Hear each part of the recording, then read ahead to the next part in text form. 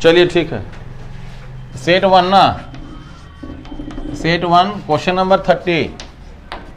देखिए बच्चों 30 बहुत ही इंपॉर्टेंट क्वेश्चन है। लिख रहा है कि उस कोण की माप क्या है, उस कोण की माप क्या है जो अपने पूरक कोण के आधे से 30 अधिक है। बात नहीं, यहां समझेगा। तो हम लोग कोई भी एक ट्रायंगल ले लिए बच्चों, कोई भी ले लीजिए आप। पूरक का मतलब क्या होता है, किसी दो कोण का माप कितना होना चाहिए, बोलिए। पूरक में कितना बनाता है, और समपूरक में, इसको याद रखना पड़ेगा ना। तो उस कोण की माप ज्ञात कीजिए जो अपने पूरक कोण से, पूरक कोण के आधे से 30 अधिक है। तो मान लीजिए अगर ए एक्स है तो ये क्या होगा बच्चों, 90 माइनस एक्स होगा ना, यही ना हुआ। यही दोनों कोणों की बात हो रही है। तो समझिए कैसे बनेगा उस, तो आप लिखिए माना कोण एक्स। इतना आपको लंबा चौड़ा बनाना नहीं, समझाने के लिए हम कैसे कर रहे हैं। माना कोण एक्स हो गया, उस कोण की माप क्या है, तो एक्स मान लिए। उस कोण की माप क्या है, उस माना कोण की माप क्या हो गया बच्चों, एक्स मान लिए। अब बोल रहा है कि जो कोण मापे अपने पूरक कोण, अपने पूरक कोण का मतलब क्या हुआ, 90 माइनस एक्स के आधे से कितना अधिक है, 30 अधिक है। बात समझ में आया।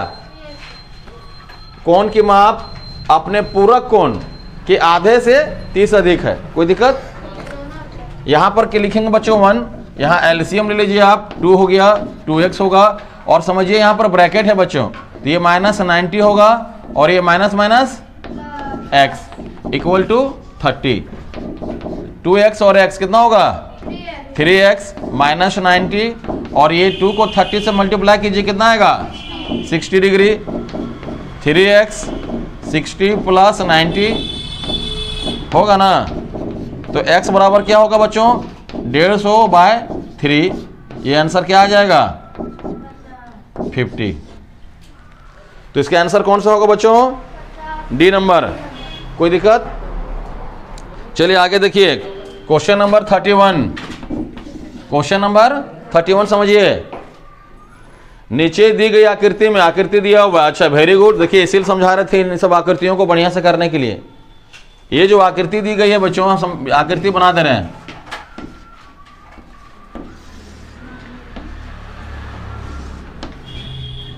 कुछ इस तरह से डायग्राम बनेगा, ए ओ बी, ये ई है, सी है और ये डी है। तो क्वेश्चन समझिए क्या पूछ रहा है बच्चों,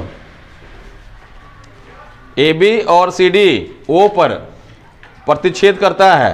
अब यहां क्या दिया हुआ समझिए बच्चों, एंगल ए ओ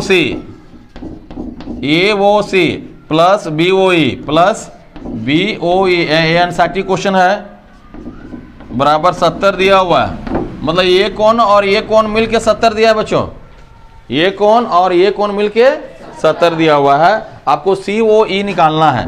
ये क्वेश्चन बताए थे आपको हम, ये 7.1 का क्वेश्चन है। सी ओ ई का मतलब क्या है, ये निकालना है। बहुत आसान है।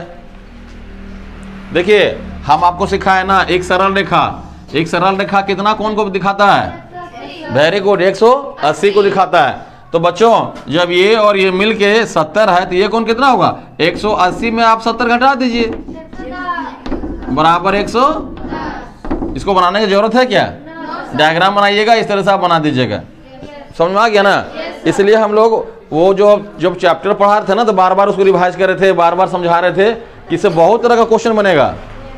अब मान लो कि यही क्वेश्चन था ना, जैसे सपोज करो बच्चों कि यहाँ सपोज कीजिए कि यहाँ अगर है x, तो इसका मान कितना होगा बताइए, ये भी x हो जाएगा, क्योंकि डमरू बन रहा है। अब देखिए डमरू बन रहा है ना, हाँ, शीर्षाभिमुख कोण। तो इसका प्रॉपर्टी है, इसको जानना पड़ेगा। और इसको हम लोग बहुत बार बार हम लोग बना रहे थे, इसीलिए क्योंकि एग्जाम में बहुत आएगा ये, और जो बच्चा अच्छा से नहीं पढ़ेगा वो फंस गया। ठीक है, तो अब आ जाइए 32 नंबर। देखिए 32 में भी डायग्राम है, तो हम लोग पहले डायग्राम बनाएंगे बच्चों, उसके बाद और चाहेंगे कि आप लोग भी मदद कीजिए इसमें। जो बच्चे समझ में आएगा ना, बोलना सर इसको ऐसे होगा। पढ़ाने का उद्देश्य यही होता है कि जब क्वेश्चन बनाए तो आप लोग को समझ में आना चाहिए और आप भी उसमें कंट्रीब्यूट करें अपना। क्वेश्चन देख के ही समझ में आ जाएगा हाँ ये होगा सर।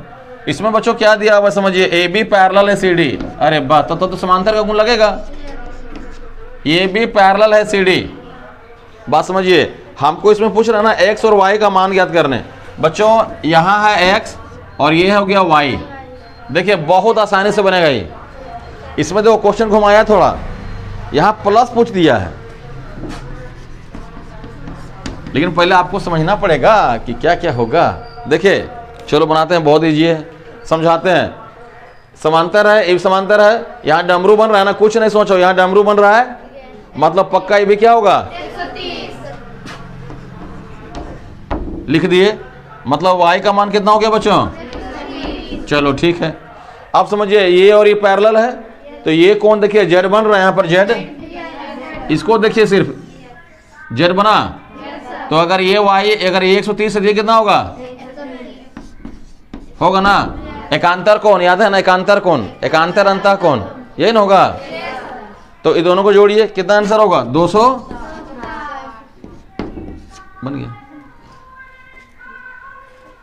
उतारिए 33।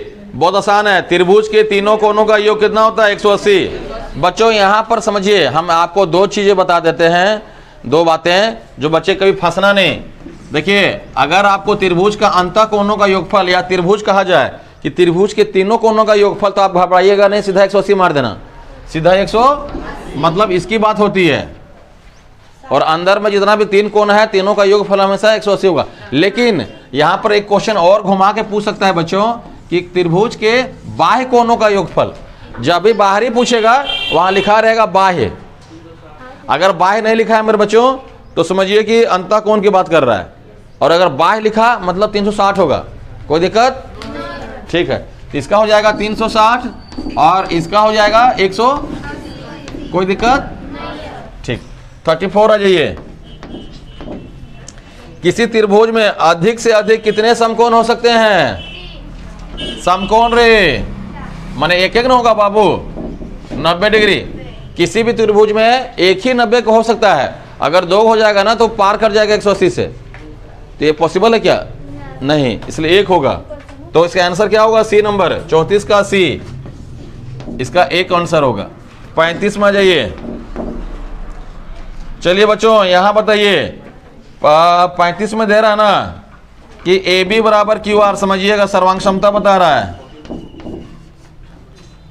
बी सी बराबर पी आर और सी ए बराबर पी क्यू। सी ए बराबर पी क्यू है, तो पूछ रहा है ना कि इसमें कौन सा जो है ना लागू होगा। नीचे दिया हुआ ऑप्शन दिया हुआ है बच्चों, तो नाम से पकड़ना को आपको ए बी सी। देखिए हम लिखते हैं यहीं से A B C, A B C त्रिभुज होगा ए बी सी। सर्वांगसम होगा बच्चों किसका? देखिए Q R P, Q R P, क्योंकि ए बी किसके बराबर होगा? क्यू आर का। तो इसका आप डायग्राम भी बना सकते हैं चाहिएगा तो। ए बी सी, यहां देखो जब समझाया उसमें कुछ नहीं पूछना है। ए है क्यू में, बी में आर है, और सी में क्या है बच्चों? देखिए ठीक है, ए बी सी हुआ ना, तो अब मेरा हो जाएगा, अच्छा यहां लग रहा है थोड़ा कंफ्यूजन ना, ए बी मेरा आ जाएगा। अच्छा इसको पहले बनाते हैं डायग्राम को, तो समझ में आएगा ज्यादा। यहाँ पी दिए नाम। अच्छा तो देखिए ए बी बराबर क्यू आर होगा, मतलब ए बी बराबर क्यू आर होगा ना, ऐसे होगा। बी सी बराबर पी आर, बी सी बराबर बी सी बराबर पी आर। अच्छा एक मिनट, और सी ए देखिए तो कहाँ है? सी ए बराबर पी क्यू। अच्छा यहाँ लग रहा है थोड़ा गलत हुआ है। सी ए में तो क्यू आ गया, सी में पी जा रहा है, सी में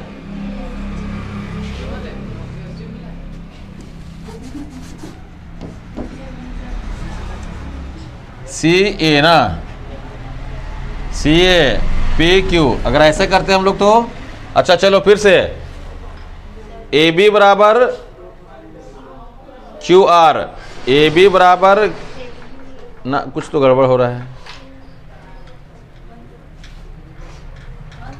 इसको पहले देखिए, अभी हम लोग 35 बना रहे थे, इसमें से डायग्राम जो है ना, जो आपका दिया हुआ है ए बी बराबर क्यू आर और बी सी बराबर पी आर और सी ए बराबर पी क्यू का कोई डायग्राम यहाँ जो दिया हुआ है उसके अनुसार मैच नहीं कर रहा है, तो इसका आंसर क्या आएगा बच्चों? उपरोक्त में से कोई नहीं।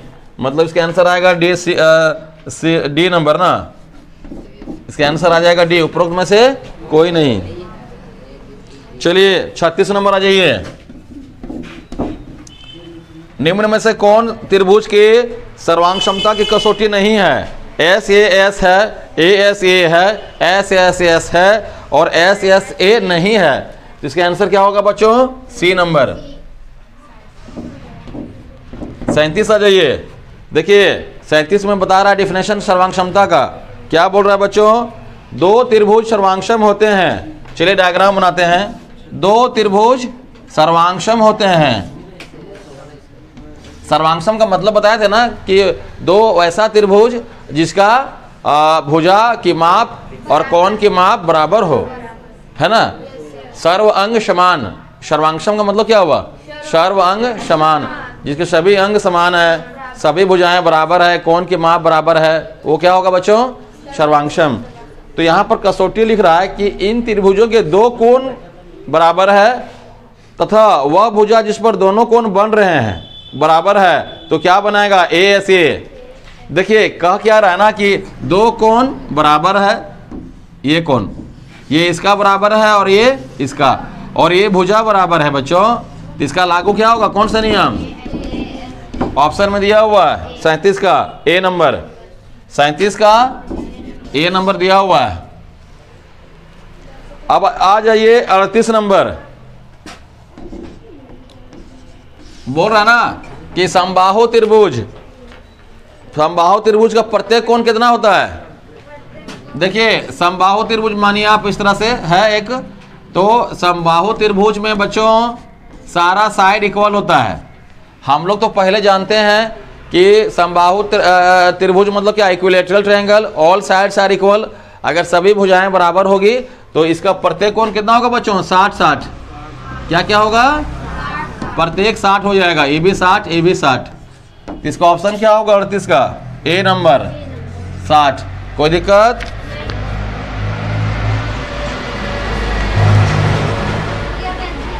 अब आ जाइए 39 नंबर। 39 आ जाइए। 39 में क्या दिया हुआ है समझिए, फिर से कहानी है। यदि एक त्रिभुज की तीनों भुजाएं दूसरे त्रिभुज की तीनों भुजाओं के बराबर है, डायग्राम समझिए। एक त्रिभुज है बच्चे, एक त्रिभुज और ले लिए, ये बराबर ये बराबर ये और ये बराबर ये है बच्चों। तो इसका क्या बराबर होगा? S S S, side side side होगा ना, एस एस एस। कौन सा लागू होगा? कोई दिक्कत? चलिए 40 में आ जाइए। अब 40 में क्या डायग्राम दे रहा है बच्चों? समझिए, इसमें डायग्राम दे रहा है। देखिए क्या दे रहा है, कुछ इस तरह से एक डायग्राम बना हुआ है। ऐसे हम लोग बढ़ा दिए, इसको ऐसे बना रहा है, ऐसे बढ़ा दिए। यहाँ 90 है बच्चों, यहाँ 90 है, ये इक्वल है, इसका इक्वल है, इसका नाम बी, इसका नाम सी, इसका नाम ओ, इसका नाम ए, इसका नाम डी। चलिए इसको हम लोग देखते हैं। पूछ रहा है कि सर्वांगक्षम है दो त्रिभुज। यहाँ कहाँ दो त्रिभुज है? ये और ये और ये। तो पूछ रहा है बच्चों कि किस नियम से सर्वांगक्षम है, किस नियम से? तो नियम तो हम लोग पढ़े थे ना, S S S, A S A, S A S, R H S और एक था ए एस ना। तो किस नियम से? तो आप देखिए बच्चों के क्या क्या बराबर हो रहा है यहाँ पर। तो बच्चों देखिए बराबर हो रहा है, एक कोण 90 हो गया, ये कोण बराबर हो गया और ये इसका बराबर है। मतलब क्या, किससे बराबर होगा? ये AAS है ना, AAS है, मतलब ये D चल जाएगा बच्चों। RHS मत मारिएगा, RHS नहीं जाएगा। राइट हाइपोटेनियस साइड, RHS में कौन सा होगा, 90 होना चाहिए और उसका हाइपोटेनियस बराबर होगा और एक साइड। लेकिन हाइपोटेनियस इसका जानता है, देखो ये वाला होगा, अगर ये और ये बराबर होता ना तो इसको RHS मारते हैं, लेकिन हाइपोटेनियस नहीं है तो इसमें AAS लागू होगा। कोई दिक्कत? इसी के साथ सेट A खत्म हो जाता है। देखिए आपको अगर चाहते हैं कि आप बेटर पढ़ें, मैथ में बेटर समझ में आए, तो आपको जितना भी चीज़ पढ़ाया गया है सब्जेक्ट का, उसमें आप जो है सो आइए, है कि नहीं, जो डाला गया है उसमें आइए और बेटर से बेटर आपको एजुकेशन मिलेगा हमारे यहाँ, है कि नहीं। तो आप हमें ज्वाइन कीजिए, तभी आपका जो है सो सारा विषय, सारा कंसेप्ट क्लियर होगा। तो ये सेट 1 हम लोग का यहीं पर ख़त्म हो जा रहा है। इसके बाद हम लोग कुछ और अभी आगे देखेंगे।